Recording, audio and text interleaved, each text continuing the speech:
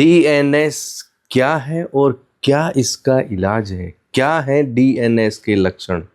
Yes दोस्तों, बात करते हैं वीडियो में, बट वीडियो में आगे बढ़ने से पहले दी गई बेल आइकॉन को हमेशा की तरह प्रेस करना ना भूले एंड यूट्यूब चैनल को सब्सक्राइब करना ना भूले, जिससे आपको अनेक उपयोगी वीडियोस का नोटिफिकेशन मिलता रहे।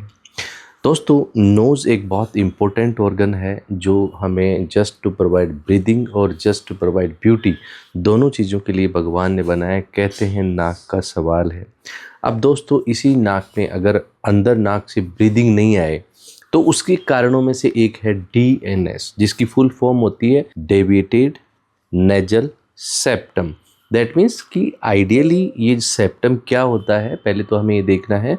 सेप्टम दोस्तों नाक के बीच का जो हमारा पार्टीशन होता है उसको सेप्टम बोलते हैं। एंड इस सेप्टम क्यों बनाया गॉड ने? बिकॉज हमें एक नेजल साइकिल होती है कि कुछ राइट नोज से ब्रीदिंग होती है, कुछ समय लेफ्ट साइड से ब्रीदिंग होती है, एंड एक दूसरे जैसे उसमें रेस्ट करते रहते हैं और वो नेजल साइकिल चलती है, उसको कारण बीच में एक सेप्टम बना दिया।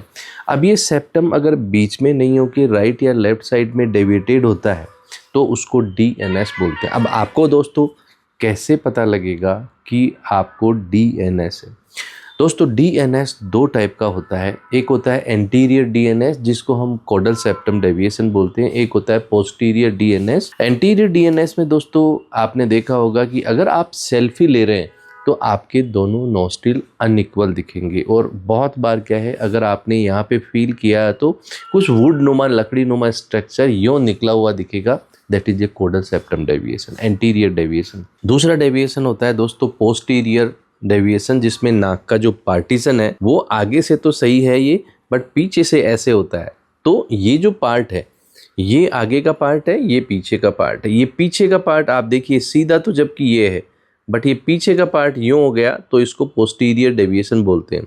तो ये क्या करता है कि जो आपका जिस तरफ डेविएशन है उसकी नेजल कैविटी की एयर एंट्री को रोकता है, जिससे हमें नेजल ब्लॉकेज स्टार्ट होता है एंड नाक से सांस नहीं आता है एंड थोड़ा सा जुकाम लगते ही बिल्कुल नाक हमारा बंद हो जाता है। एक लक्षण दोस्तों बहुत सारे कई पेशेंट्स में क्या होते हैं कि इस डीएनएस के कारण कई बार क्या है कि जो सेप्टम है वो बिल्कुल नुकीला चोंच नुमा एक जगह से टेढ़ा होता है, जिसको हम सेप्टल स्पर बोलते हैं। तो उसमें कई बार क्या है नेजल ब्लॉकेज नहीं होता पेशेंट को, बट ऑफ एंड ऑन नाक से कई बार क्या है ब्लीडिंग होती है। तो उसको सेप्टल स्पर के कारण जो ब्लीडिंग होती है उससे भी हमें पता लगता है। एंड एक क्या होता है दोस्तों, बहुत बार क्या है आए दिन आपको जुकाम और साइनस की प्रॉब्लम रहती है, तो उसमें भी हो सकता है डीएनएस है। तो आपको क्या है नेजल ब्लॉकेज हो गया, आपका जो है वो नेजल ब्लीडिंग हो गया, आपको नेजल डिस्चार्ज हो गया, जिससे डीएनएस का पता लगता है। दोस्तों इसका इलाज क्या है? दोस्तों जब हमारे पास पेशेंट आता है तो हम एक सीटी स्कैन करा के उसका 3D इवेल्युएशन करते हैं। उसके बाद एक सेप्टोप्लास्टी नाम की सर्जरी होती है। ये 1 से 1.5 घंटे की सर्जरी होती है, फुल जनरल एनेस्थीसिया में होती है। एंड अब इसमें क्या करते हैं, जो एक्सिस पार्ट है उसको रिमूव करके रेस्ट पार्ट को मिड लाइन में शिफ्ट कर देते हैं, जिससे नाक की शेप भी चेंज नहीं हो और दोनों तरफ हमें बराबर ब्रीदिंग हो, जिससे आगे आने वाले समय में कभी नाक बंद नहीं हो। और आपको आर्मी, एयरफोर्स या कहीं डिफेंस या यूपीएससी में जाना है तो आपको कोई मेडिकल में भी डिस्क्वालीफाई नहीं हो। दोस्तों ध्यान रहे, जो आपके मिथ दिमाग में बैठा हुआ है, इसमें बाहर से कोई चीरा, बाहर से कोई निशान नहीं आता और ऑपरेशन के 15 दिन बाद आप मेडिकल में आप जा सकते हैं एंड ये वापस दोबारा लाइफ में नहीं होता।